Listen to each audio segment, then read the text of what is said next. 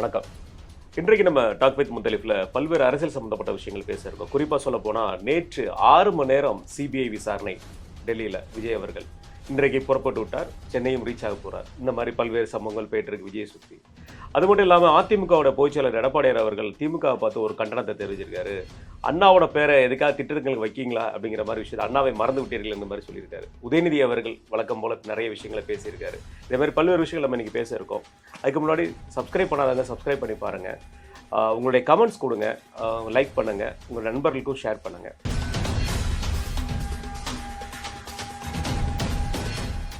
அண்ணே வணக்கண்ணே. வணக்கம் அண்ணே, நம்ம ஆளுக்க இந்த டெல்லியில் போய் நேற்று அவர் விஜய் போய் அட்டன் பண்ணிட்டு வந்தார். 55 கேள்வி, 56 கேள்வி, 57 கேள்விலாம் போயிட்டு இருந்துச்சு. சடனாக 35 கேள்வி ஆக்கிட்டாங்க. அதுக்கப்புறம் பார்த்தா 7 மணி நேரம் விடிய விசாரணைன்னு சொல்லி போட்டு 7 மணி நேரம் விசாரணைன்னு சொல்லி சாயந்தரம் 6 மணிக்கு அனுப்பிட்டாங்கன்னு சொல்கிறாங்க.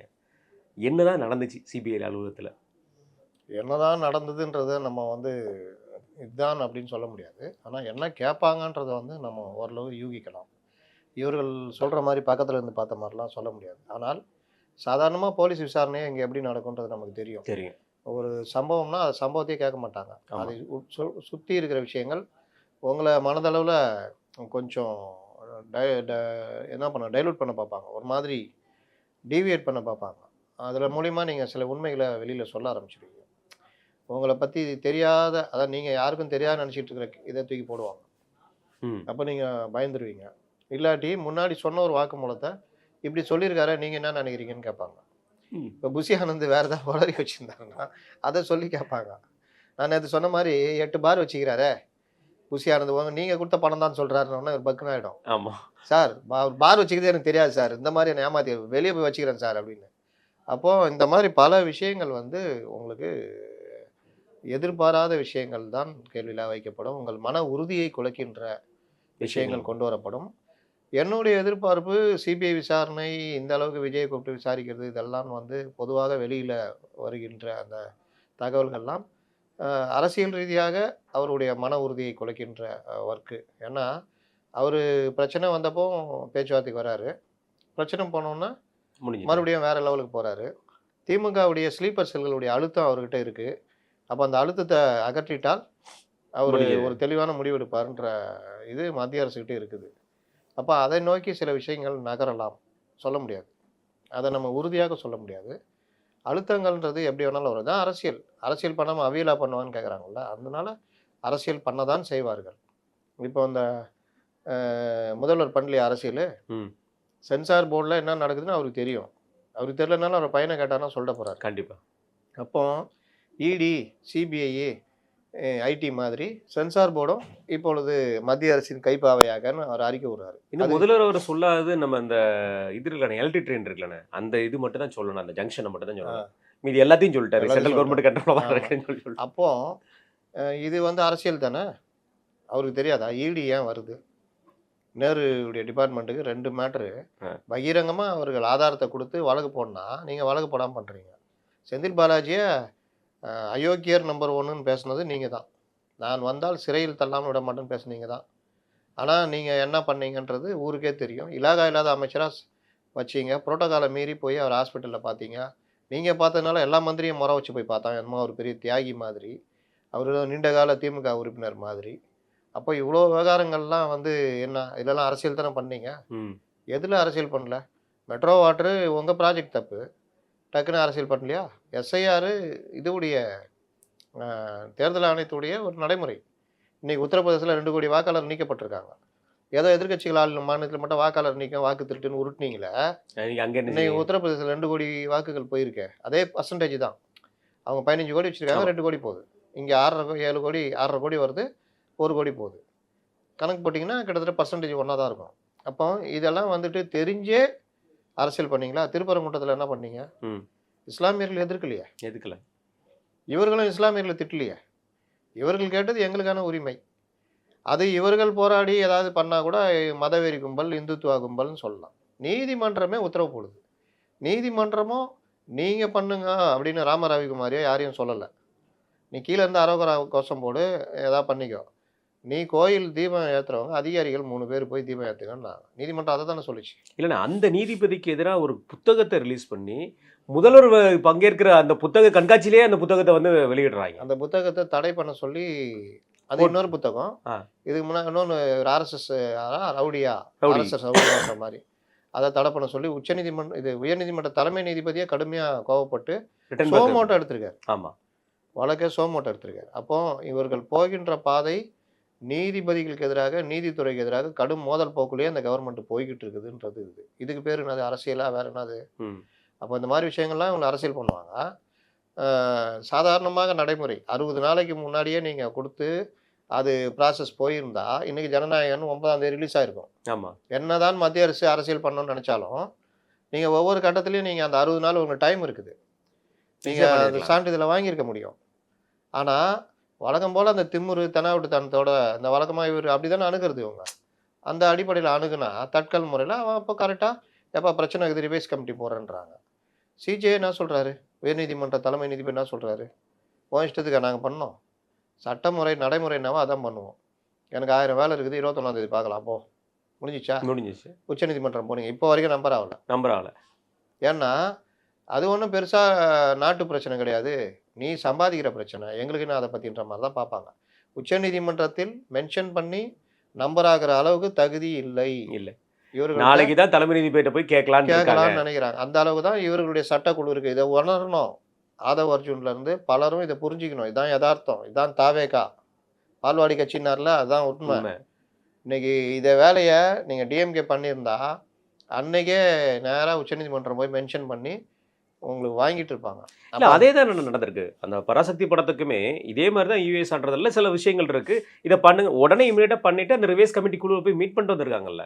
அதோட டைரக்டருமே தெளிவாக சொல்கிறார், சுதா கங்காராவ் அவங்க வந்து தெளிவாகவே அவங்க சொல்லப்பட்டது, சென்சாரில் அப்படிலாம் எதுவுமே எங்களுக்கு இடையூறுலாம் இல்லைங்க, அவங்க சொன்ன விஷயத்தை நாங்கள் பண்ணிட்டோம், எங்களுக்கு கொடுத்துட்டாங்க. இல்லை அதில் இன்னொரு விஷயம் இருக்குது. இவர்களுக்கு நான் யூஎஸ் சேனல் கொடுத்துட்டு அதுக்கப்புறம் ஒருத்தர் புகார் ரிவைஸ் கமிட்டி போடுறன்றதெல்லாம் பராசக்திக்கு வரல. அதுதான் பிரச்சனை. அதனால் ரெண்டும் வேறு பிரச்சனை. நான் சொல்ல வர்றது அது இல்லை. அவர்கள் பிரச்சனையே பண்ணுறாங்கன்னு வச்சுக்கோங்க, நீங்கள் பிரச்சனையை எதிர்கொள்கிறதுக்கு என்ன தயாராகிருந்தீங்கன்னு கேட்குறேன் நான். வழக்கம் போலமாக அலட்சியமாக தானே ஏங்குனீங்க. 60 நாளைக்கு முன்னே போட்டிருந்தீங்கன்னா ஏப்பா இதெல்லாம் நீக்கணும், இதுக்கெல்லாம் என்ஓசி வேணும் அப்படின்னா டக்குன்னு வாங்கலாம், டைம் இருக்கும். அப்புறம் ரிவைஸ் கமிட்டி போகிறோம், போட்டுக்கோ, பண்ணிட்டியா வேற என்ன, சண்டை போடலாம், டைம் இருக்குது. ஆனால் நீங்கள் என்ன, நான் யார் விஜய், நாங்கள் வந்து இது தட்கலில் தான் வழக்கமாக போடுவோம், அதே மாதிரி போட்டோன்னா வழக்கமாக போலீஸ் ஸ்டேஷனில் போய் சண்டை போடுறீங்கன்னா ஆளுங்கட்சியாக இருந்தால் சண்டை போடலாம், எதிர்கட்சியான பேர் போய் சண்டை போட்டிங்கன்னா அடிச்சு உட்கார வச்சுருவாங்க. ரெண்டுக்கு வித்தியாசம் இருக்குது. அப்போ கட்சியை ஆரம்பிச்சுட்டு நீங்கள் பண்ணலாம். இதில் இந்த இதை வந்து உச்சநீதிமன்றம் வரைக்கும் இதை ஒரு பிரச்சனையாக பார்க்கலன்றப்போ இதில் எங்கே அரசியல் வருது, எங்கே மத்திய அரசு வருது? இதை வச்சுக்கிட்டு இவர் முதல்வர் இடி அது உருட்டுறார். அதனால் இவர்களுக்கு வாய்ப்பு கிடைத்தால் எல்லாவற்றிலும் அரசியல் பண்ணுவார்கள், ரொம்ப யோகியர்கள் மாதிரி காமிச்சுவாங்க. சிபிஐ விசாரணை நேரடியாக வந்து பண்ணுறதுக்கு ஏன் தடை போட்டு வச்சுருக்கீங்க? அது ஏன் வந்து சிபிஐ நினச்சா ஒருத்தரை வந்து கைது பண்ண முடியாது, விசாரணை பண்ண முடியாது, தமிழ்நாட்டில் தடை போட்டு. அப்போ பயம் இருக்கிறனால தான் இந்த வேலையை பண்ணுறேன். இல்லை, இந்த விஜய் அவர்களுக்கு, இந்த தாவேகா தலைவரோட விஜய் அவர்களுக்கு திமுகவோட மறைமுகமான சப்போர்ட் என்ன வருதுன்னா, இப்போ கரூரில் தான்ப்பா சம்பவம் நடந்துச்சு, கரூரில் தான்ப்பா வழக்கு பதிவு பண்ணியிருக்கீங்க, எதுக்கு இப்போ டெல்லிக்கு கூட்டு வச்சு பேசுகிறீங்க, என்ன அதில் அதோட நோக்கம் என்ன அப்படிங்கிற ஒரு கேள்வியும் கேட்கப்படுது. எப்படி சிபிஐயில் 3 பிரிவு இருக்குங்க. சிபிஐ விஜிலன்ஸில் தான் இந்த வழக்கு கொண்டு போயிருக்காங்க. சிபிஐ உடைய வழக்கமான இன்வெஸ்டிகேஷன் இது வந்து 1, நம்பர் 2, 3 வந்து விஜிலன்ஸ் இது வரும். அதில் தான் இந்த வழக்கை கொண்டு போயிருக்காங்க. அந்த வழக்கு அது வந்து டெல்லியில் தான் இருக்குது. இங்கே விசாரிச்சாங்க, ஆனால் விஜிலன்ஸ் இருந்தாலும் அங்கே கொண்டு போயிருக்காங்க. எங்கே வேணால் விசாரிச்சா அவங்களுக்கு தாங்க. ஆனால் திமுக எங்கேருந்து வருது இப்போ திரும்பி புது பாசம், புதுசாக வந்துட்டு பொங்கிக்கிட்டு வர்றீங்க. அதனால் அதெல்லாம் கிடையாது. இவர்கள் வந்து என்னென்னா இதில் ஏதாவது அரசியல் பண்ணி மத்திய அரசு எதிரியாக காட்ட முடியுமா அப்படின்னு நினைக்கிறாங்க. அது எண்ணம் நிறைவேறாது. ஏன்னா நீ சொல்கிறியா, அவர் சொல்கிறாரா விஜய் உடையவனுக்கே ஒன்றும் இல்லையா, இவர் வந்து பொங்குறாராம். அதனால பாவம் இன்னைக்கு ஏஎன்ஏ ரிப்போர்ட்டர் ஒரு லேடி அவங்க ஓடி வந்து அவர்கிட்ட இது கேட்கறதுக்காக பைட்ஸ் கேட்கறதுக்காக ட்ரை பண்றாங்க விஜய்கிட்டயா. ஆமா, வழக்கம் போல as usual. அவ்வளவுதான் முடிஞ்சது. என்னடா டே நல்ல நாளே பேச மாட்டோம் இது இங்க அங்க உள்ளக வச்சு துவைச்சு அமிச்சிக்கிறாங்க, இப்போ பேசுவோம். இது தொடர்ந்து இன்னொரு விஷயம் பேசப்படுறது என்னன்னா, 19ஆம் தேதிக்கு திருப்பியும் வந்து விசாரணையை வந்து இது பண்ணியிருக்காங்க. இதுலேயும் வந்து உள்நோக்கங்கள் நிறைய இருக்குது. ஏன்னா 23ஆம் தேதி பிரதமர் இங்கே வர்றாரு, அதுக்கு முன்னாடி அவரை திருப்பி ஒரு தடவை உட்கார வச்சு இருக்கலாம். என்ன இப்போ அரசியல் பண்ணாமல் அவியலாக பண்ணுவோம் இருக்கலாம்ல. நீ நேற்று எடப்பாடி பழனிசாமி அவர்கள் சொல்கிறாரு ஒரு புது கட்சி வரப்போகுதுன்னு. ஆமாம், என்கிட்ட கூட சில பேர் கேட்டாங்க. ஆனால் நமக்கு விவரம் தெரியாமல் நம்ம சொல்லக்கூடாது. இருக்கலாம், அப்படிதான் நம்ம சொல்ல முடியும். ஆமாம், ஆமாம் வருகிறார், பேசிவிட்டார் அப்படிலாம் சொல்ல முடியாது. நல்லா புரிஞ்சுக்கணும். தாவேகா தொண்டர்கள், நான் இருக்கிறத மட்டும் தான் சொல்லுவேன். நான் தாவேகா பேச்சுவார்த்தை நடத்திக்கிட்டு இருக்குது இப்போவும் நான் சொல்கிறேன். ஆனால் சிபிஐ பேசிட்டாங்க, எடப்பாடி பழனிசாமி சொன்ன அந்த புது கட்சி தாவேகா தான் நான் சொல்ல மாட்டேன். ஏன்னா உறுதியான ஆதாரப்பூர்வமான தகவல் இல்லை. நாளைக்கே இதுக்கெல்லாம் தாக்கு பிடிச்சி இல்லைங்க நான் தனியாகவே நிற்கிறாங்கன்னு சொல்லிட்டு போனார்னா அதுக்கப்புறம் அடி 23ஆம் தேதிக்கு அப்புறம் வேறு மாதிரி இருக்கும். வேற அடி இருக்கும். அதிமுகலாம் ஒன்றும் இறங்கி அடிக்க ஆரம்பிக்கல. அதுக்கப்புறம் இறங்கி அடிக்க ஆரம்பிச்சிருவாங்க. அப்போ மற்றதுக்கு 2 பக்கம் அடின்ற மாதிரி வரும். உங்கள் சாயம் பல இடங்களில் வெளுக்கப்படும். ஏன்னா இவங்க வெளுக்கிறத விட அவங்க கொஞ்சம் வேறு மாதிரி வெளுப்பாங்க. அப்போ அந்த மாதிரி விஷயங்கள்லாம் இருக்குது. அப்போ அவர் இல்லை நான் வர்றேன், உண்மையை உணர்த்தணும்ல. ஏன்னா அவர் ஒரு விஜய்க்கு நான் சொன்னது இப்போ கூட ஒரு பேட்டியில் சொல்லிட்டு வந்தேன். விஜய் கொஞ்சம் கூட ஒரு சிந்திச்சு செயலாற்றுகிற ஒரு நபர் அல்ல. அப்படி சிந்தித்து செயலாற்றுகிறவராக இருந்தால் அரசியலுக்கு வர்றேன்னு முடிவு பண்ணியிருந்தா ஒரு 20லேயே முடிவு பண்ணிட்டாரு. நமக்கெல்லாம் இப்போ தான் தெரியுது. அவர் இந்த ஜான் ஆரோக்கியசாமிலாம் 20லேருந்து ட்ராவல் பண்ணுறாப்புல. அவர் கூட எவ்வளோ ஒரு கேவலமான விஷயம் பாருங்கள். இத்தனை வருஷம் ட்ராவல் பண்ணியும் ஒரு நாலேஜ் இம்ப்ரூவ் ஆகலை. அது ஒரு தண்டகர்மாந்திரம். இப்போவும் தண்டகர்மாந்திரமாக தான் இருக்குது. அப்போது ஜானு இடத்துல நான் இருந்து நான் சொல்லுவேன், சார் இனி நீங்கள் நடிக்கிற படங்களை இந்த கதைகள் சமூகத்துக்கு உதவி செய்கிற மாதிரி, சமூகத்தோடு சேர்ந்த மாதிரி ஒரு நல்ல இதுவாக படத்தை காட்சி அமைங்க. பாடல்கள் கொஞ்சம் வரிகள் நல்லா உங்களை மோட்டிவேஷன் பண்ணுற மாதிரி பாடல் வரிகள் போடுங்க சார். அது எதிர்காலத்தில் நான் ஆட்சிக்கு வந்தால் அப்படி பண்ணுவேன்ற மாதிரியே கொண்டு போவோம், இந்த அநீதிகளுக்கு எதிராக அப்படின்ற மாதிரி. நமக்கு எங்கள் பெரியப்பாக்குறாருல எம்ஜிஆர் வழிகாட்டில அந்த மாதிரி கொண்டு போவோன்ற மாதிரி பண்ணுவாங்க. ஆனால் ஜானுக்கும் அறிவு இல்லை, விஜய்க்கு சுத்தமாக அறிவு இல்லை. ஏன்னா இது நீங்கள் சொல்கிறதுல இந்த ஒரு விஷயம் மட்டும் ஒரு சின்ன மாற்று கருத்து இருக்குன்னு, கதையுள்ள படத்தில் எம்ஜிஆர் அவர்கள் நடித்திருக்காரு. நம்மளும் பல படங்களில் பார்த்துருக்கோம். நீங்கள் சொன்னதுக்கப்புறம் சில படங்களை பார்க்கும்போது கதையுள்ள படத்தில் எம்ஜிஆர் அவர்கள் நடித்திருக்காரு. அண்ணன் விஜய் அவர்கள் கதையுள்ள படத்தில் கடைசியாக எப்போ நடிச்சாருங்கிறது அவருக்கே ஒரு கேள்விக்குறியாக இருக்கும். அப்படிங்கும்போது எப்படி ஜான் ஆரோக்கியசாமி சொல்கிறது அவர் அதிர்ச்சியாக எடுத்துக்க மாட்டாரா? அதுதான் சொல்கிறேன் நான். பெரியப்பா எம்ஜிஆர்னு எதுக்கு சொல்கிறேன்? எம்ஜிஆர் கதையுள்ள படத்தை தேடினார்ல, அப்போ கதையுள்ள படத்தை நீங்கள் தேடணும். அப்படிப்பட்ட டேரக்டர் மட்டும் வரமாட்டார்ல. அதுக்கு யார் என்ன பண்ணுறது? நீங்கள் நல்லதை எடுத்தீங்கன்னா உங்களை ரசிக்கணும்னு ஒரு கூட்டம் இருக்குது, படம் ஓட போகுது, அப்போ கரெக்டாக எடுத்துகிட்டு போங்கன்ற. நீங்கள் தெளிவாக அவன் கமர்ஷியல் தவிர வேறு எதுவும் பண்ண மாட்டேனே உட்காந்துருக்காரு. அதுதான் அவருக்கு அதானே வருது. அப்படியே இந்த காலரை தூக்கிட்டு அப்படியே வெளியே வர்றது, செவத்துக்கு பின்னாடி இந்த கண்ணாடி கூலிங் கிளாஸ் போட்டு அப்படியே வெளியே வர்றது, கேமரா வைக்கிறது, மியூசிக் கொடுக்கறது, காலை மட்டும் காட்டுறது, சுற்றி எழுத்துன்னு போகிறது. ஏன்டா அதெல்லாம் ஜாங்கோ படத்துலேயே பார்த்து நாங்கள் நொந்து போயிட்டோம் நாங்கள். அதனால் இந்த இதெல்லாம் வேலைக்கு ஆகாது. அப்போது இவர் அதற்கான ப்ராடக்ட் இல்லை. திரையுலகிலே 33 வருஷம் இருந்தாலும் மக்கள் மனதை எப்படி கொள்ளையடிக்கணுன்ற கலையில் இவருக்கு தெரியாது, ஜீரோ. அதனால தான் கடைசி படம் வரைக்குமே இடுப்பில் தட்டிக்கிட்டு பின்னாடி தட்டிக்கிட்டு கதாநாயகியை டீஸ் பண்ணிக்கிட்டு போதை மருந்து கடத்திக்கிட்டு சரக்கு அடிச்சுக்கிட்டு சிகரெட் அடிச்சுக்கிட்டு இப்படி வந்தார். அதனால் என்ன ஆயிடுச்சுன்னா இவர் பெரிய அளவில் பெண்கள்கிட்ட ரசிக்குதுங்க, ஒரு கிரிஞ்சித்தனமாக ரசிக்குதுங்களே தவிர ஒரு எம்ஜிஆர் மாதிரி உள்ளத்தை கொண்ட அது எத்தனையோ வருஷங்களை தொடர்ந்து, ஜெயலலிதா வரைக்குமே தொடர்ந்தது அந்த வாக்கு. அந்த மாதிரி இல்லை. இவர் இப்போ ஏதாவது ஒரு விஷயத்தில் அடி வாங்கினார்னா அருவருப்பாயிடும் அவங்களுக்கு. தலைவர் அவ்வளோதானே இப்போ ஒரு இது போடுறான், இப்போ தும்முனா தான் சரியாக இருக்குன்னு சொல்லிட்டு இந்த பயணம் படத்தில் அந்த ஹீரோ கிட்ட பேசுவோம் அந்த பிருத்திவிராஜ் பேசுகிற மாதிரி ரொம்ப அருமையாக இருக்குது. நீங்கள் சார் இந்த நேரத்தில் என்ன யோசிக்குன்னு தெரியும் சார், அமைதியாக இருக்குது காரணம் எனக்கு தெரியும் சார், அந்த படத்தில் சொல்லுவீங்களே இது எரிமலை அமைதியாக இருக்கின்றால் வெடிக்க போகுது அந்த மாதிரி சார் அப்படின்னு நான் எடுத்து போடலான்னு பார்த்தேன். ஏற்கனவே காண்டாகிறாங்க, இன்னும் கொஞ்சம் காண்டாயிடுவாங்க, சரி விடு அப்படின்னு. என்னென்னா அந்த மாதிரி தான் இவர் காமெடி பீஸாக மாறிக்கிட்டு இருக்காரு. அந்த முட்டு கொடுக்க முடியாமல் தான் நம்ம ஏதாவது லைட்டாக ஒரு விமர்சனம் வச்சா கூட உனக்கு என்ன தெரியும், எவ்வளோ கதறாரா, உங்கள் எஜமான்ட்ட போய் சொல்லு, கதறு இப்படிலாம். ஆனால் அவர்கள் கொஞ்சம் சிந்திச்சு பார்க்கணும். நீங்கள் தலைவராக ஏற்றுக்கிட்டு இருக்கிறவர் அதற்குரிய தகுதியான ஆட்களாக இருக்காரா? ஒரே ஒரு இது இப்போ ஃப்ரெஷராக இருக்கார், அவ்வளோதான். வாய்ப்பு கிடைக்காதனால ஊழல் பண்ணாமல் இருக்கார். ஆனால் 100 ரூபா டிக்கெட் 1500 விற்கிறாருல்ல. கண்டிப்பாக. அப்போ இவர் வாய்ப்பு கிடைக்கிறதுல ஏன் அதை தவிர்க்க அரசு வேலையிலேயே நம்ம விற்கணும் அப்படின்னு ஏன் பண்ணாமல் இது பண்ணாமல் இருக்காரு? லாபங்கள்லாம் எப்படி பார்க்குறாரு? 280 கோடி ரூபா சம்பளம் வாங்குறாருன்னா அதற்கு மார்க்கெட்டு இருக்குதுன்னா இன்னைக்கு 600 கோடி பண்ணுற அளவுக்கு இன்னைக்கு மார்க்கெட் இவங்கள்ட்ட இல்லையே. அதோடைய விளைவு தானே உங்களுக்கு பெரிய சிக்கலெல்லாம் மாறுது. இல்லை அதுக்கு முன்னாடி பயம் இல்லைன்னா எந்த டேட்னாலும் படம் ரிலீஸ் ஆகட்டும். அதான் சொல்ல வரேன். அப்போ நீங்கள் அந்த ஏப்ரல் ஜனவரி 9லேருந்து 18 வரைக்கும் பணத்தை அள்ளணும்னா என்ன அர்த்தம்னா ஃபர்ஸ்ட் டே ஃபர்ஸ்ட் ஷோ உடைய கான்செப்டும் பண்டிகை காலத்தில் உங்களுடைய உற்சாக மனநிலை பணத்தை எப்படி வேணால் செலவழிப்பாங்க அந்த டைமில். ஆமாம். அந்த இதையும் பயன்படுத்த பார்க்குறீங்க. அப்போ ரசிகர்களை ஏமாற்றி அந்த இதை பண்ணுற வேலையை இவரு நான் சொல்ல மாட்டேன், இவர் மட்டுமா அப்படின்னு அப்படி இல்லை. எல்லாருமே அது ரஜினி, கமல், அஜித், திரைத்துறை சார்ந்த எல்லாருக்குமே இந்த அயோக்கியத்தனம் இருக்குது. வெளியே தான் ஒரு துளி வியர்வைக்கு 1 பவுன் தங்காசுலாம் உருட்டுவாங்க. தனிப்பட்ட முறையில் பெரிய எதுவுமே கிடையாது. அப்போது நீங்களும் அரசியலுக்கு வர்றீங்க, நாளைக்கு ஒரு நல்ல ஒரு நோக்கத்துக்கு வர்றீங்கன்னா முதல்ல உங்கள்கிட்ட அக்கறை இருக்கணும். இந்த மக்களுக்கு நம்ம என்ன செய்ய போகிறோன்னு. அப்போ இந்த மக்களுக்கு நம்ம என்ன செய்ய போகிறோன்றதை படத்தில் கொண்டு வரணும். இதெல்லாம் தான் உங்களுக்கு அக்கறை.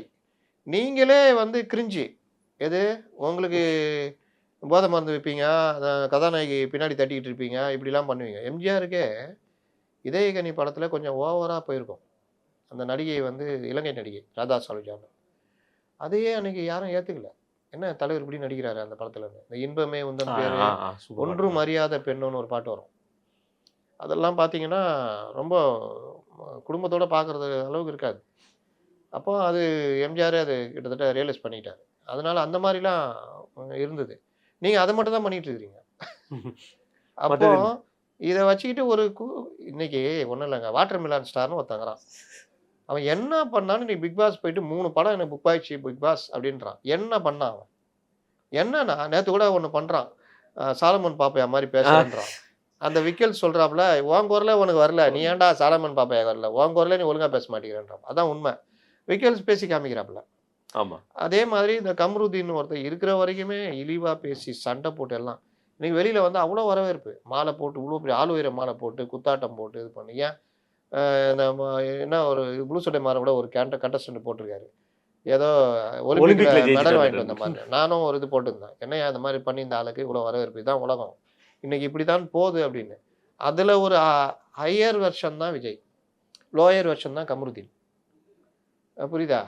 பண்பாடு சொல்ல கொடுக்கல, பெருசே கிளம்பே அப்படின்ற மாதிரி இது எல்லாமே அவருடைய வசனங்கள் எல்லாம். ஏன்னா அவங்களுக்கு பிடிக்கும் அப்படின்னு, புள்ளிங்களுக்கு பிடிக்கும். அவரே அதை தானே பேசுறாரு, கதறாரு, அலறாரு. அதை தான் சொல்றேன். அப்போ இந்த மாதிரி வர்ற நபர் சமூக அக்கறை அவருக்கு இருக்காது. அவருக்கு ஏன் இல்லை அப்படின்றத நான் பார்க்குறேன்னா, இருந்திருந்தா கோவம் வந்து பேசிட்டு இருப்பாப்புல, பேட்டிகளில் அறிக்கை அது இதுன்னு வந்திருக்கும். டெய்லி போட்டு தொலைச்சி எடுத்துருப்பாப்புல. புஷி யோ நீ போ, நீ வேலைக்கு ஆக மாட்டே, நீ கிளம்பு அப்படின்ட்டு வேற யாராவது கூப்பிட்டு ஏங்க இந்த பிரச்சனைலாம் கையில் எடுக்கணும், இதை பண்ணணும் அதை பண்ணணும், இது டெய்லி கூட்டம் அது இதுன்னு மீட்டிங், மாவட்ட செயலாளர் கூட்டம், அந்த கூட்டம் இந்த கூட்டம். இப்போ பாருங்க, தேர்தலுக்கு 2 மாதம் தான் இருக்குது. ஜனவரி முடிய போகுது, 15 தேதி ஆயிடுச்சு.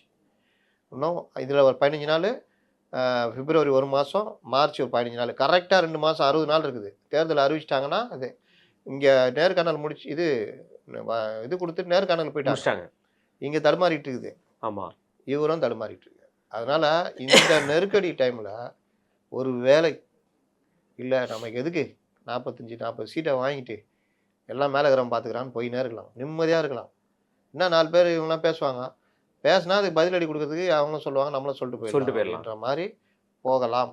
அதனால தான் நான் சொல்கிறேன், இவருக்கு அந்த ஸ்டஃப்னஸ் கிடையாது, அந்த தடுமாற்றம் வருது இல்லை, தடுமாற்றத்தை விலக்கி என்ன உண்மைன்னு காமிக்கிறது கூட இந்த மாதிரி விசாரணைகள்லாம் போகும்.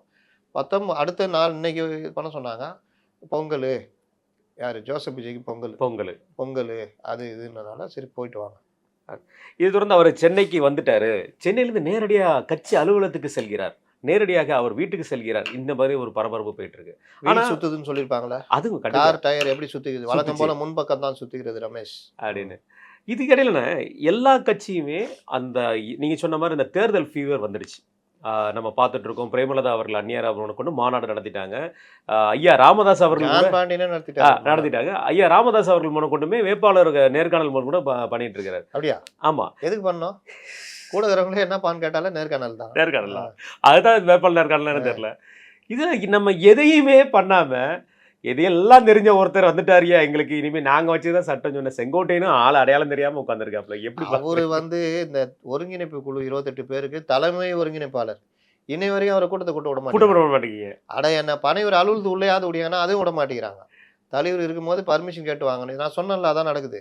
தலைவர்கிட்ட பேசிட்டேன், தலைவர் வந்து உங்களை வந்து அங்கேருந்தே ஒர்க் பண்ண சொல்லிட்டாரு, அவ்வளவுதான். இப்போ எங்கேயுமே காணும் பாத்தீங்களா? ஆளை சேர்க்கிறேன்னு ட்ரை பண்ணி பார்த்தேன். இவங்களுக்கும் சேகராலையும் சேர்க்க வருதுன்னு எல்லாம் பழைய டிக்கெட்டுலாம் தூக்கிட்டு வந்தாரா? இப்போ அதுவும் காணும் பாருங்க, காணும். அவ்வளோதான் முடிஞ்சது. இதுதாங்க நான் இதுதாங்க திருப்பி சொல்கிறேன். இது அழகான வார்த்தைகளை சொன்னார் சேகர் பாபு. பால்வாடி கட்சி பால்வாடி கட்சி தான் இது. இந்த கட்சி அடுத்த கட்டத்துக்கு நகரத்துக்கு முன்னாடி கொஞ்சம் வளரணும், ஓடணும், இது பண்ணணும். நீ எடுத்தவொடனே ரேஸில் ஃபியட்டுக்காரை கொண்டு போயெல்லாம் நிறுத்த முடியாது.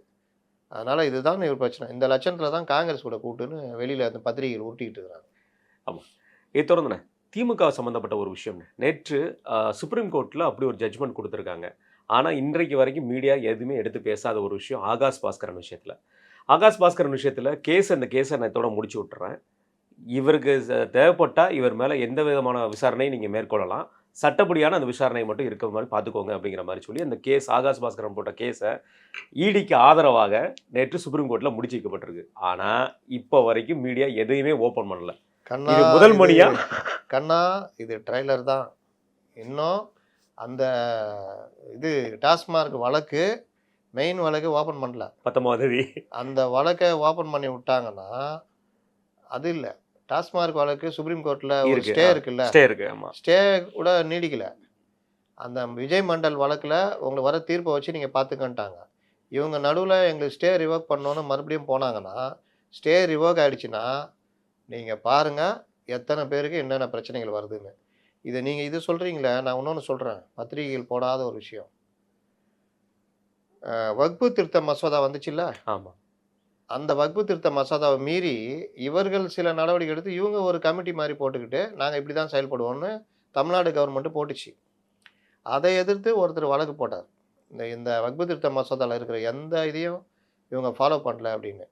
நமக்கு நேரம் கம்மியாக இருக்கிறதுனால நான் அப்படியே கடந்து போகிறேன். அதில் உறுப்பினர்கள் நியமிக்கலை, நான் முஸ்லீமை நியமிக்கணும், அதை நியமிக்கலை, கமிட்டி உறுப்பினர்கள்னு இவங்க நியமிச்ச ஆள் தப்பு, இந்த மாதிரி பல விஷயங்கள் இது பண்ணி அந்த கமிட்டிக்கு தடை போட்டாங்க ஹைகோர்ட்டு, சென்னை ஹைகோர்ட். முடிஞ்சது. இது போன வாரம் நடந்தது. யாருமே இதை பற்றி பேசலை. அப்போ தடை போட்டது இல்லாமல் இதை எல்லாத்தையும் ஃபாலோ பண்ணணும், மத்திய அரசு போட்ட அந்த இதெல்லாம் ஃபாலோ பண்ணணும்னு சொல்லியிருக்காங்க. எந்த மீடியாவும் கவர் பண்ணல. ஆர்டர் காப்பி உட்பட நம்மள்ட்ட இருக்கு. இப்போ தெரியுதா, வக்பு திருத்த மசோதாக்கு எதிரானவர்கள் மட்டும் இல்லை, இஸ்லாமியர்களுக்கே எதிரானவர்களாக நடக்கிறாங்க. ஏன்னா வக்பு திருத்த மசோதாவை ஒழுங்காக புரிஞ்சுக்கிட்டா இஸ்லாமியர்கள் இவர்கள் மேலே கடுமையாக கோவப்படுவாங்க. நேற்று பார்த்தீங்கன்னா தடா ரஹீம் தலைமையில் எடப்பாடி பழனிசாமியை பார்த்து பேசியிருக்காங்க. இஸ்லாமிய சிறை கைதிகளுக்கு நீங்கள் தான் குரல் கொடுத்தீங்க. அதில் ஏன் இவர் அங்கே போனோம்? அவர் என்டிஏ கூட தானே இருக்கார், பாஜக கூட தானே இருக்கார். சிறுபான்மை மக்கள் இதை புரிஞ்சுக்கணும். பாஜக கூட இருக்கிறதுனால அதிமுக எதிரி கட்சியில் இது விடுதலை சிறுத்தைகள் திருமாவளவனே சொன்னார். பாஜக கூட இருக்கிறதுனாலேயே இவர்களை மதவாத கட்சின்னுலாம் சொல்ல முடியாது. மாற்றும் பேசலை. அதிமுக அதனுடைய பாதையில் போகுது. அப்படி இருந்திருந்தால் அந்த 4 ஆண்டு கால ஆட்சியில் எவ்வளோ பண்ணியிருக்க முடியும் பாஜக? ஆர்எஸ்எஸ் பேரணிலேருந்து பல விஷயங்களுக்கு முட்டுக்காட்டியாக தான் இருந்தார். தம்பி நானும் பழனிசாமி தான், பேர்லேயே சாமி இருக்குது, ஏன்னா நான் உங்களோட நல்லா பார்த்துக்குவேன், என்ன கிளம்புகான்னு சொன்ன ஒரு பழனிசாமி. ஆமாம். அப்போ அவங்க அதிமுக சிறுபான்மையினருக்கு காவலனாக இங்கே இருக்கும். இந்த மண்ணில் மதவெறிக்கு எந்த நாளும் இடமில்லை. பாஜகவும் அதை புரிந்து கொண்டுள்ளது. பாஜகவுடைய எல்லா தலைவர்களும் பேசுறதில்ல. சில டிக்கெட்டுகள், அரை டிக்கெட்டுகள் பழக்கமாக பேசின்னு தான் இருக்கும். அதை ஒன்றும் பண்ண முடியாது. ஆனால் பாஜகவுடைய நீங்கள் லீடர்ஷிப் இப்போ பார்த்தீங்கன்னா இவர் ஒன்றும் இஸ்லாமியர்களுக்கு எதிரானவர் இல்லை, மாமா மச்சான் உறவோட பழகக்கூடியவர் நயினார் நாகேந்திரன். அப்போ இந்த விவகாரத்தில் இப்போ தடா ரஹீம் போன்றவர்கள் பேசுகிறாங்க. இதில் இஸ்லாமிய இயக்கங்களும் சரி மற்றவர்களும் சரி இந்த விஷயத்தை புரிஞ்சுக்கிட்டு டிமாண்டை இங்கே கிரியேட் பண்ணணும். நாங்கள் உங்களுக்கு ஆதரவு தரோம், நீங்கள் எங்களுக்கு என்ன பண்ணுறீங்க? இந்த மாதிரி விஷயங்களில் பண்ணாங்கன்னா ஒரு இந்த ஏமாட்டுத்தனம் மிஸ் ஆகிடும். பாஜகவுக்கு வந்துடும், உள்ளே வந்துடும், அதை பண்ணிடும், இதை பண்ணுறது இதாகிடும். ஏன்னா பல விஷயங்களில் என்னென்ன மாதிரி நடந்திருக்காங்கன்றதை ஒரு ரிவைஸ் பண்ணி பார்த்தாலே உங்களுக்கு புரிஞ்சிடும். இதுதான் இன்றைய யதார்த்தம். கண்டிப்பாக. இதோட தானே அதிமுக பொறுத்த வரைக்கும் பொதுச்செயலாளர் அவர்கள் நேற்று வார்த்தையை சொல்லியிருந்தார். அதை நம்ம பேசணும். ஒரு புது கட்சி நம்ம கூட்டணிக்கு வர மாதிரி இருக்குது அப்படிங்கிற வார்த்தையும் சொல்லியிருந்தாரு. அதை தொடர்ந்து திமுக பார்த்து ஒரு கண்டன அறிக்கையை கொடுத்துருக்காரு. அண்ணாவோட பேரை மறந்துட்டீங்களா, அண்ணாவோட பேரை இருந்த பேரையும் எடுத்துகிட்டு இப்போ வேறு பேரை வைக்கிற அளவுக்கு நீங்கள் போயிட்டீங்க, அண்ணாவே மறந்துட்டீங்க அப்படிங்கிற மாதிரி விஷயத்தையும் ஒரு கண்டனத்தையும் தெரிவிச்சிருக்காரு. எப்படி பார்க்குறீங்க அந்த கண்டனத்தை? அண்ணாவை மறந்துட்டாங்களா, கலைஞரை மறந்துட்டாங்களா? அண்ணாவை மறந்துட்டாருன்னு சொல்லியிருக்காரு. கலைஞரை 4 வருஷம் கலைஞரை தூக்கிட்டு சுமந்தாங்க. இப்போ அண்ணா கலைஞரை கொண்டு வந்தால் பிரச்சனை ஆகிடுன்ட்டு தூக்கி போட்டு அண்ணாவை தூக்கி சுற்றினுக்கிறாங்க. நீங்கள் என்ன தலைகளை சொல்கிறாங்க? எடப்பாடியார் சொன்னது என்னென்னா, மதுரையில் அண்ணா பூங்கா இருக்குது, அந்த பூங்காவில் இருக்கிற அண்ணா பேரை எடுத்துகிட்டு வேறு ஏதோ ஒரு பேர் வச்சுருக்காங்க, ஒரு வித்தியாசமான பேர், ஆங்கில பேர். அதுக்கு தான் கண்டனம் தெரிவிச்சிருக்காரு. தமிழ் வளர்ப்பாங்கள்ல? தமிழை வளர்க்குறாங்க.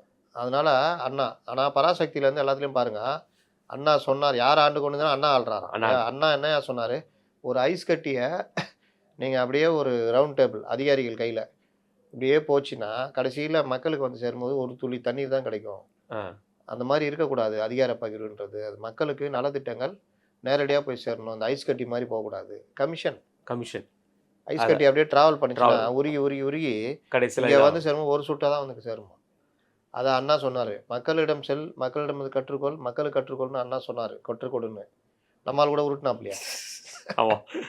அந்த மாதிரி இப்போ வரைக்கும் மக்கள்கிட்ட போயிருந்தாங்கிறாரு. டெய்லி மக்கள்கிட்ட காலைல அனுப்பிச்சோன்னா எம்ஜிஆர் மாதிரி கதவை திறந்தோன்னா பனையூர் அலுவலகத்துக்குள்ளே 2 சைடும் மக்கள் வரிசை கட்டி நிற்பாங்க. இந்த சைடு உதவி கேட்டு வருபவர்கள் விண்ணப்பங்கள் பரிசீலிக்கப்படும், இந்த சைடு போய் சாப்பிட்டுட்டு வாங்கன்னு சாப்பாடு அனுப்பப்படும். இன்னொரு பக்கம் அவர் டெய்லி வெளியே வருவார், எல்லாரையும் பார்ப்பாரு, மக்களிடம் அவர் கனவுலையாவது நடக்குமாண்ணே? அவர் கனவுலையாவது நடக்குமா? யார் கனவுலையுமே நடக்கும். கட்சிக்காரனையும் பார்க்க முடியல. செங்கோட்டையனை விஜய் எப்போ பார்த்தாருன்னு கேளுங்க. அது சோக கதைங்க, தெரியாமன்ட்டேன். மானம் போச்சின்னு வந்தேன். இங்க மரியாதையும் சேர்ந்து போயிருக்குதுங்க. இல்ல முத நாள் நினைச்சிருப்பாரு நம்ம ஆளு கோயம்புத்தூர்ல இவ்வளவு பெரிய வரவேற்பா, ஆஹா பரவாயில்லடா அப்படின்னு. இப்ப பார்த்தா தெரியும். இப்பதான் இடியா பண்றானே. இந்த இடியாப்பம் வந்து எல்லாத்துலயும் போயிடுச்சு. நம்ம செந்தில்வேலு ஏன் கோவப்பட்டான்னு அவரே சொல்லிக்கிறாப்ல. பேடிஎம் கரோ அப்படின்னாங்களாம். அதெல்லாம் தாங்கிக்கிட்டு மீண்டும் பேச ஆரம்பித்தேன். பிறகுதான் பார்த்தீர்கள் என்றால் நான் எல்லோருக்கும் பொங்கல் வாழ்த்து சொன்னவுடன் இடியாப்போம் அப்படின்னாங்க. அது தப்பு. காண்டாயிடுச்சு. ஏம்பா சொன்னா என்னப்பா, கடந்து போ. நீங்க பேசாத பேச்சா? அதுக்கும் சூர்யாவை போட்டு அடிக்கிறதுக்கு சம்பந்தம் இருக்கு. சூர்யா வந்து கண்ண முடியினே வந்து டேட்டா சொல்றாருல, அதான் பிரச்சனை.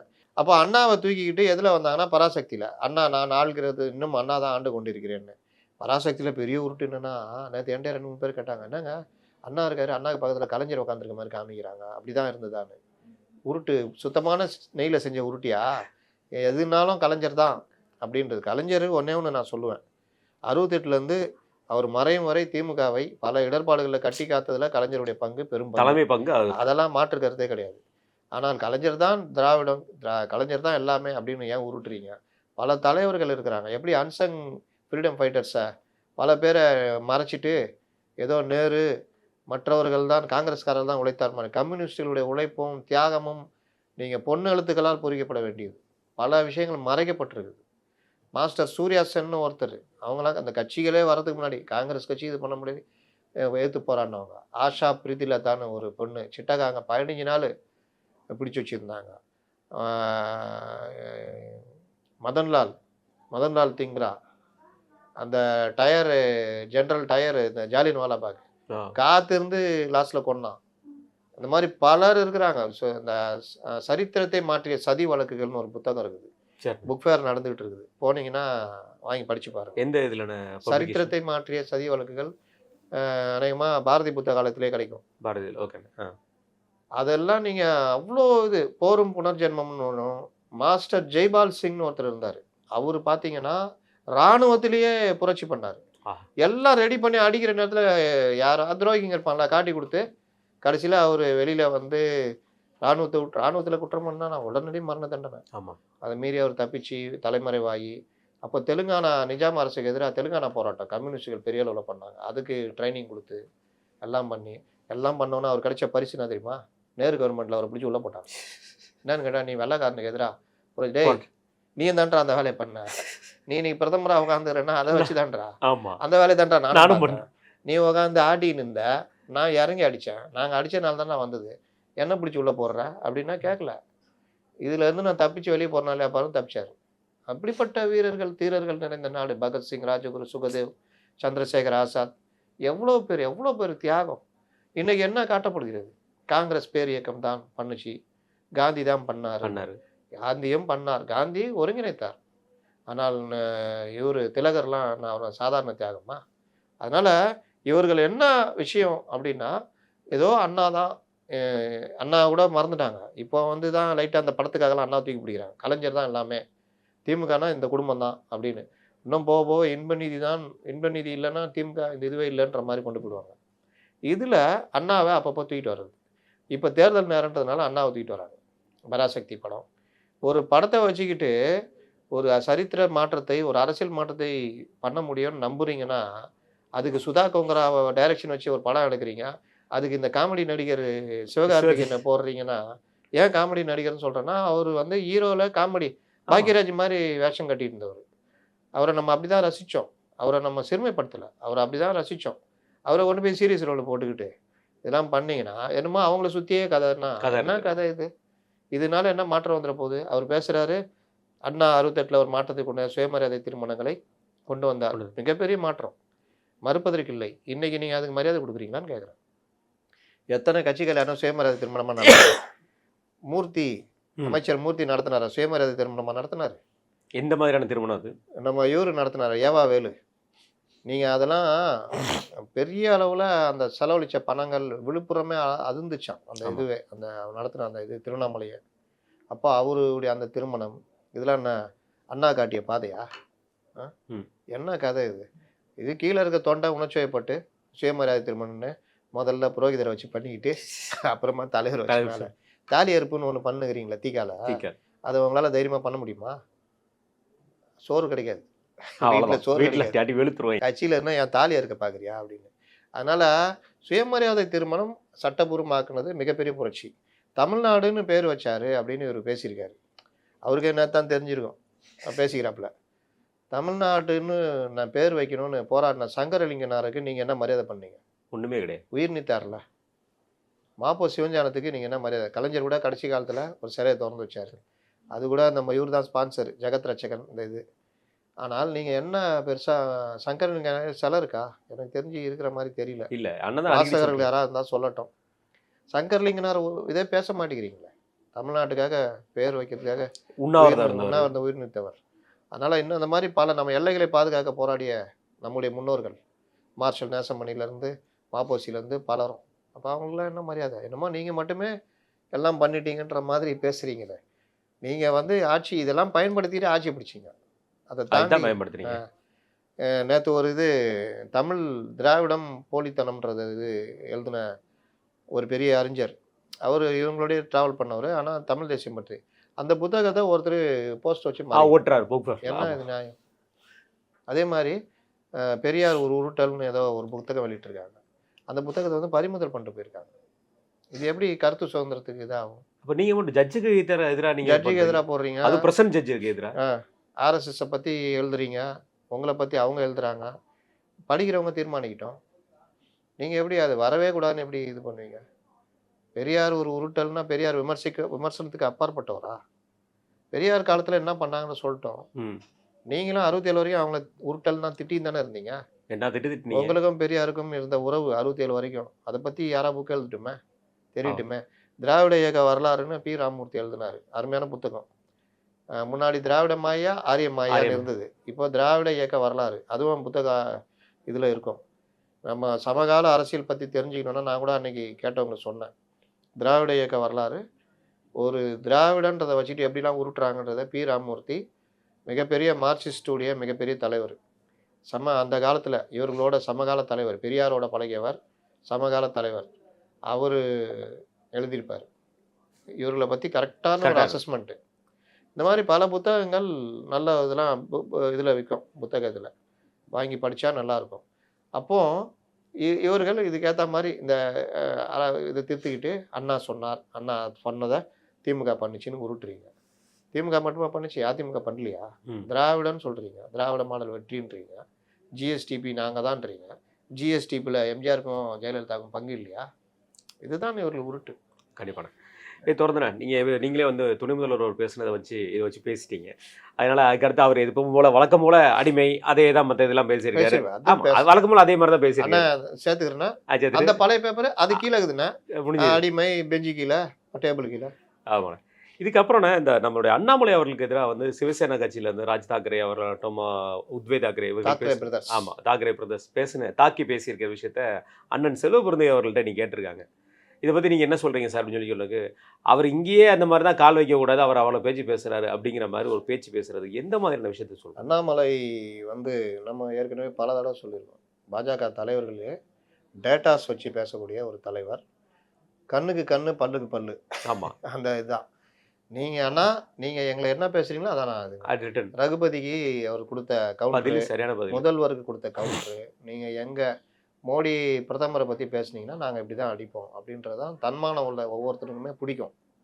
அதில் அண்ணாமலை இறங்கி அடிக்கிறாரு. அண்ணாமலை இறங்கி அடிக்கிறது இவங்களால சகிச்சிக்க முடியல. நான் என்ன கேட்குறேன், அண்ணாமலை சொன்னதுக்கு ஏன் செல்வ பிறந்தைக்கு அளவு கோவப்படுறாரு? ஆ. அண்ணாமலை இருக்கிறத சொல்கிறாரு. எது? ஏய் பராசக்தி பாத்தில் ஒன்றை தான் ஏன் வச்சு செஞ்சுக்கிறான், அதை போய் முதல்ல பார்த்துக்கோன்றாப்புல. நியாயப்படி நீங்கள் அந்த படக்குழு மேலேயும் படத்தை தூக்கி பிடிச்சிக்கிட்டு இருக்கு. அதனால தான் முதல்வர் ரிவ்யூ போடாமல் இருக்கிறாரு. ஓஹோ, ரிவ்யூ போட்டால் கூட்டணியில கூட்டணியில் பிரச்சனை வந்துடும். அதனால ரிவ்யூ போடாமல் இருக்காரு. நீங்கள் காங்கிரஸுக்கும் திமுகவுக்கும் உள்ள திமுக வெறும் போராட்டங்கள் சந்தித்தெல்லாம் காங்கிரஸால தான். காங்கிரஸ் திமுக ஆட்சி கலைக்கப்பட்டது காங்கிரஸ் காங்கிரஸால தான். எமர்ஜென்சி எமர்ஜென்சி காங்கிரஸால. திமுகவினர் இந்த போராட்டம் நடத்தி உயிரிழப்பு இது எல்லாம் காரணம் காங்கிரஸ். காங்கிரஸ் மொழி போர்ல இருந்து மொழி போர், இருமொழி கொள்கை பற்றி இன்னைக்கு இவர் பேசுறாரு. அந்த மும்மொழி கொள்கை அதில் இந்தியை திணிச்சது காங்கிரஸ். உங்களை தூக்கி வருஷம் பூரா 67 வரைக்கும் உள்ள வச்சது காங்கிரஸ். காங்கிரஸ் உங்களில் பல தோழர்கள் உயிரிழப்பு காரணமாக இருந்தது காங்கிரஸ். இல்ல இன்றைக்கும் பேச முடியாம இருக்கிற கச்சத்தீவு ஆகட்டும், காவேரி ஆகட்டும், எல்லாமே காங்கிரஸோட விஷயம் தானே. காங்கிரஸால நீங்க பாதிக்கப்பட்ட மாட்டிக்கிட்டு இன்னைக்கும் உட்காந்துட்டு தலை குனிஞ்சிட்டு இருக்கிறீங்க. இதுல அண்ணா சொன்னாராம் இருமொழி கொள்கைன்னு. அண்ணா சொன்ன காலகட்டம் என்ன, இன்னைக்கு நீங்க அதை ஊட்டுறது என்னன்னு நான் கேட்குறேன். அண்ணா சொன்ன காலகட்டத்தில் 3வது மொழியாக இந்தி கட்டாயன்றதுனால இருமொழின்னாரு. அண்ணா மறைந்து எம்ஜிஆர் வந்து அதிமுகவும் இருமொழி கொள்கைன்னு ஃபாலோ பண்ண காலகட்டங்களெல்லாம் இந்த இந்தி திணிப்பு 3வது மொழியாக தேசிய கல்விக் கொள்கையில் இருந்தது. உண்மை, இருமொழி கொள்கை இப்போ இருக்கான்னு கேட்குறேன். எல்லாமே ஒவ்வொரு காலகட்டத்தில் மாறும். வெளியுறவுத்துறை பற்றி நான் படிக்கிறேன், RAW பற்றி நம்ம சேனலில் கிரைம் இது பண்ணுறதுக்காக நான் வந்து படிக்கிறேன். அப்போது மன்மோகன் சிங் காலம் வரைக்கும் RAW எப்படி இருந்தது, பாஜக வந்த அப்புறம் எப்படி இருந்தது? முன்ன அடித்த சட்டை கிழிஞ்ச சட்டையெல்லாம் எடுத்துக்கிட்டு போய் அண்ணா அதை பாருனா அடிச்சிட்டா சட்டை கிழிஞ்சிச்சு பாருண்ணா அப்படி இப்படின்னு இவங்களே அடிச்சுட்டு நம்மள்ட்ட கதை சொல்கிறானுன்னு. இப்போ அங்கே கை ஓங்கிறதுக்கு முன்னாடியே அங்கே அடித்து சட்டை கிழிக்கிறது தான் இப்போ ராணி. ஒரு மொசாடு டைப்பில் சிஐஏ டைப்பில் RAW அடுத்த கட்டத்தை நோக்கி நகர்ந்துருக்கு அப்படின்றது இது. அதே தான் நான் சொல்கிறேன். மொழி கொள்கை ஒரு காலத்தில் ஒன்று இருந்தது. இன்னைக்கு 3வது மொழின்றது எனி ஆப்ஷன் லாங்குவேஜ்னு இருக்கும்போது இருமொழி கொள்கைன்றதை பரிசீலிக்கணும். ஏன் சொல்கிறேன்னா, இருமொழி கொள்கையிலேயே பார்ஷியாலிட்டி இருக்குது. ஆமாம், ப்ரைவேட் ஸ்கூலில் படிக்கிறவங்களாம் 3 மொழி படிச்சுக்கிறாங்க. எங்கள் வீட்டு பிள்ளைங்க, ஏழை பிள்ளைங்க இருமொழி கொள்கையில் 3வது மொழி கற்றுக்க முடியாமல் இருக்குது. இதை தான் அண்ணாமலை சொல்கிறாரு, அடிக்கிறாரு. இது இவர்களுக்கு காண்டாகுது. ஏன் நாங்கள் படிக்கக்கூடாது? உன் வீட்டு பிள்ளைங்க படிக்கணும், நீ நடத்துகிற ஸ்கூலில் 3 மொழி, உன் பிள்ளைங்க ஃப்ரெஞ்சு மொழி கற்றுக்கும், எல்லாம் பண்ணிக்கும். தயாநிதி மாறன் ஹிந்தி கற்றுக்குவார், கனிமொழி ஹிந்தி கற்றுக்குவாங்க. ஆனால் எங்கள் வீட்டு பிள்ளைங்க கற்றுக்கூடாதா? என்னையா நியாயம்? இதில் ஒரு மாற்றம் வரணுன்றாங்க. இந்த மாற்றத்தை நோக்கி மக்கள் நகர்ந்துக்கிட்டு இருக்கிறாங்க. இதில் ஒரு மாற்றத்தை கொண்டு வருவாங்கன்னு இந்த புதுசாக வந்த தாவேகா எதிர்பார்த்தா இதுவும் ரிப்ளிகாவாக தான் இருக்குது. அப்போ இந்த மாற்றம் தேவை. என கேட்டால் அதிமுகவே இந்த மாற்றத்தை யோசிக்கணும். கண்டிப்பாக 3வது மொழின்றது எனி ஆப்ஷன்லாம் கொண்டு வருவோம் மற்ற மாநிலங்கள் போல் அப்படின்னு. ஏன்னா இவங்க அதை ஒரு பெருசாக எடுத்துக்குவாங்க. ஏன்னா இவங்க ஒரு சின்ன விஷயத்த கூட பெருசாக்கி பொய்யை பரப்பி விட்றாங்க. பெரிய ஆளுங்க. நீங்கள் திருப்பரங்குன்றமே அதற்கு சாட்சி. மதம் முதல் வந்துடும், இஸ்லாமியர்கள் பாதிக்கப்படுவாங்கன்னு இஸ்லாமியர்களே கேட்க ஆரம்பிச்சிட்டாங்க. நான் பலர்கிட்ட பேசும்போது, யோ நாங்கள் எங்கேயா பாதிக்கப்படுறோம், நாங்கள் என்ன சொன்னோம், அவங்க தீபம் அவங்க ஏற்றிக்கிறாங்க, நாங்கள் எங்கேப்பா இதில் சொன்னோம்? இல்லை நீங்கள் சொல்லுவீங்க, நீங்கள் வந்து யோ போங்க கம்னு, நாங்கள் தெளிவாக இருக்கிறோம், நீங்கள் சொன்னதாக தகவல் அப்படின்னு. அதனால் இதில் அண்ணாமலை உங்களை காங்கிரஸை தானே வச்சு செய்கிறாங்க அப்படின்றப்ப நீ வந்து என்ன சொல்லணும், ஏங்க என்னங்க இது படம் எடுத்து வைக்கிறேன்ட்டு எங்களை போட்டு அடிச்சிருக்கீங்களே அப்படின்னு சொல்லணும். அப்போ அவங்களுக்குள்ள நடந்த சண்டையை அவர்களே படம் எடுத்து அவர்களே வெளியிட்டிருக்காங்க. அதுக்கு ஒரு காமெடி நடிகரை ஹீரோவாக நடிக்க வச்சுக்கிறாங்க, அவ்வளோதான். இதுக்கு போய் இவ்வளோ 2வது நாள் இப்போ காத்தடி எடுக்காம முதல் நாளே ஆடிட்டேன். இப்போ கூவி கூப்பிட்டுட்டு இருக்காங்களாம். இதுதான் டேய் சரித்திரம் பூகோளம்லாம் எங்கேயுமே ஆகாது. கரெக்டாக எடுத்தனா செல்லுபடி ஆகும். பொன்னியின் செல்வனே ஃபர்ஸ்ட் பார்ட் மாதிரி செகண்ட் பார்ட் கிடையாது. ஏங்க பொன்னியின் செல்வன் நான் தான் சொல்கிறேன்ல, புக்கு படிச்சிட்டோம், என்ன இதை எடுத்து வச்சுக்கிறாப்புல அப்படின்னு போய் பார்க்குற ஒரு ஆர்வம், பார்க்குறத எல்லாம் போய் பார்த்தாங்க. நான் வழக்கம் போல் அந்த சிறைக்கு சொன்னேன்ல, போயா 2 ஹவர் போய் உக்காரதா அப்படின்னு. அந்த மாதிரி சொன்னப்போ ஒரு நண்பர் இல்லைங்க வாங்க போகலாம் அப்படின்னு வலுக்கட்டாயமாக என்னை கூப்பிட்டு போனார். நடுவுலையே சண்டை அந்த தேட்டரில் உட்காந்து, என்னையா எல்லாம் மலையாளம் பேசினுக்கிறான், நீ வந்து தமிழ் படம் பொன்னியின் செல்வன்ற, சோழ மன்னன் பார்த்தா பண்டவர பரதேசி மாதிரி இருக்கிறாப்புல, ஒரு மன்னருக்குரிய எம்ஜிஆர் படம் இதெல்லாம் பாருங்கள், நாடோடி அந்த மன்னனா? மன்னர் எல்லா படமும் எடுத்துக்கங்க, பழைய படங்கள். ஏங்க ராஜராஜ சோழன்னா சிவாஜி பார்த்துக்கிறேங்க. ம். இவங்க லட்சுமி சொல்லியிருக்காங்க, அவரு சாதாரண உயரம் தான். அவரு இந்த உடைய மாற்றின உடனே அவரு கம்பீரமா எங்களெல்லாம் அப்படியே அந்த உண்மைதான். நான் அந்த லட்சுமி சொன்ன பிறகு அந்த படத்தை பார்க்குறேன். ஒரு ஒரு இது நடக்கும். அந்த அவனை தான் கட்டிக்குவேன், அந்த விமலாதித்தனை தான் நான் கட்டிக்குவேன்னு குந்தவை இவங்க அந்த பொண்ணு சொல்லும், லக்ஷ்மி. அப்போ அக்காவுக்கும் அவருடைய சகோதரிக்கும் சிவாஜி கணேசனுக்கும் ஒரு இது நடக்கும். அதாவது நேராக பேசிக்க மாட்டாங்க. அத்தை சொல்லுங்கண்ணா, இவர் அவங்கள்ட்ட சொல்ல சொல்லுவார். இதில் அந்த சீனில் சிவாஜியுடைய நிற்கிற தோரணை இதெல்லாம் பார்த்தா லட்சுமி இவ்வளோண்டா இருக்கும். அந்த அம்மாவை தான் சொல்லிக்குது. முடிச்சுட்டு வந்தோன்னா பார்த்தா சாதாரணமாக இருப்பார். இவரா ராஜராஜ சோழன் நடிச்சாரு அப்படின்னு. நீங்கள் இந்த மணிரத்னம் எடுக்கிறன்ற பொருளில் பிரகாஷ்ராஜை கொண்டு போய் சீக்கு வந்த கோழி மாதிரி இருப்பாப்ல. சோழ மன்னன் தான். டேய், மன்னருக்கு ஒரு வித்தியாசமாவது காமிக்க மாட்டீங்களா? இதை விட அந்த ராஜேந்திர சோழனுடைய அந்த படைத்தலைவன், அவன் நாட்டுக்குள்ள அவன் வரதுக்கே பெரிய போராட்டம் இருக்கும். என்னையா நடக்குது நாட்டில்? இந்த மாதிரி அந்த படத்தில் காமெடி. அதோட எனக்கு கடுமையான கோபம் வந்தது, பாண்டிய மன்னர்களை காட்டுவாசிகளோட இதுவாக ட்ரெஸ்ஸில் இருந்து, உடையில இருந்து, ஹேர் ஸ்டைலில் இருந்து அவர்களை ஒரு இந்த மலைவாழ் மக்களோட இதுவாக காமிச்சிருப்பாங்க. என்னையா அவங்களும் ஒரு மன்னர் தானே? ஏதாவது ஒரு உடை, ஒரு சாதாரண உடை. பழைய படங்கள்லாம் பாருங்கள், எம்ஜிஆரோ இல்லை சிவாஜியோ மற்ற மன்னர்களாக இருந்து நாடுலேருந்து சுற்றும் பொழுது அந்த கம்பீரத்தோடய ஒரு உடை இருக்கும். அதாவது மன்னருடைய உடை இருக்காது, ஆனால் ஒரு கம்பீரத்தோடு இருப்பாங்க. இதில் பார்த்தா குத்துவால் வச்சுக்கின்னு இது பண்ணிக்கின்னு, என்னங்க இது? எனக்கு அதை பார்த்து நான் பிடிச்சி பக்கத்தில் நண்பரை திட்ட ஆரம்பிச்சுட்டு கொஞ்ச நேரத்தில் பார்த்தேன், எனக்கே தூக்கம் வந்து தூங்கிட்டேன். கடைசி சீனில் தான் அவர் எழுப்புனாப்புல, எப்பா நல்லது பண்ணலாங்கப்பா ராசா அப்படின்னு. இந்த மாதிரி தான் இது. அப்போ சரித்திர படமோ எந்த படம் எடுத்தாலும் அதில் ஒரு ஓரளவுக்கு ஒரு இது இருக்கும், லாஜிக் இருக்கும். நீங்கள் இவங்கெல்லாம் பாருங்கள், ஹாலிவுட்லாம் அவன் க்ளீன் ஸ்கெட்ச் போட்டு ட்ரெஸ்ஸு ஸ்வாடு முதல் கொண்டுங்க. நீங்கள் ஃபோர்ஜ்டு ஃபயர்ஸ்ன்னு சொல்லிட்டு ஒரு நிகழ்ச்சி இது நேஷனல் ஜியோகிராஃபிக் சேனலில் வரும். அதிலே HDTV 89 எனக்கு சரியாக ஞாபகம் இல்லை. அதில் கத்திலாம் விதவிதமாக செய்வாங்க, ஒவ்வொரு ட்ரெடிஷன் இது மாதிரி. அந்த கத்தி செய்கிறதுல எக்ஸ்பர்ட்டு சோதிப்பாங்களே கத்தியை. அவங்களாம் யாருன்னு பார்த்தா ஸ்டார் வார்ஸில் இந்த கத்தி இவர் தான் மாடல் செஞ்சு கொடுத்தவர். அது செஞ்சு, ஏன்னா அந்த சரித்திரத்தோட சேர்ந்து அவங்க அந்த ஸ்வாடை செஞ்சு கொடுக்குறாங்க. இங்கே 23ஆம் புலிகேசி மாதிரி நீயாடா இந்த சங்கிலியை செய்தாய்? ஆமாம் மன்னா, அட பாவி, இது தெரியாமல் இவ்வளோ நேரம் டபுக்குன்னு அறுத்துருவாப்புல. கத்தி ஆட்டும் போது புடிய நலி அந்த இது பிச்சின்னு போயிடும். அந்த மாதிரி படம் எடுத்தா நீங்கள் கடைசி வரைக்கும் கூட எவ்வளோ உதாரணங்கள் இருக்குது. இப்போ லேட்டஸ்ட்டு கூட எம்ஜிஆர் 78ல் மதுரை மேடு சுந்தரபாண்டியன் எடுத்தார். நீங்கள் பார்த்தீங்கன்னா அந்த இதில் தாயகத்தின் சுதந்திரத்தைன்னு ஒரு பாட்டு வரும். அப்படியே சிலிருக்குங்க நமக்கு. அந்த சுந்தரபாண்டியன், அந்த சுந்தரபாண்டியன் தான் இந்த சுந்தரபாண்டியன். அந்த மன்னரை காமிக்கிறது தான் இதில். ரஞ்சிதா யார் அவரு? கிஷோர்லாம் எப்படிப்பட்ட நடிகர், அவருக்கு என்ன மாதிரி இது? அதனால நான் என்ன சொல்கிறேன், சரித்திர படங்களை தயவு செய்து எடுக்காதீங்க, அதோட விட்டு ரெண்டாவது உருட்டாதீங்க. ஏதோ பராசக்தினா சிவாஜி கணேசன் அறிமுகம் இல்லை, ஒருவேளை தன்னுடைய தாத்தா மேலே இருக்கிற கோவத்தை இந்த மாதிரி படமாக எடுத்து அந்த பேரை கெடுத்துட்டாரா இருக்கும். ஒன்றும் சொல்கிறதுக்கு இல்லை. கர்ணன் ஒரு படம் எடுக்கும்போது கெஞ்சினாங்க அவங்க. ஏங்க அந்த படத்துக்கு பேர்பட்ட பேர் இது கேட்கல. அதே மாதிரி தான் பராசக்தி எடுத்து பேரை கெடுத்து கெஞ்சினாங்க அவங்க.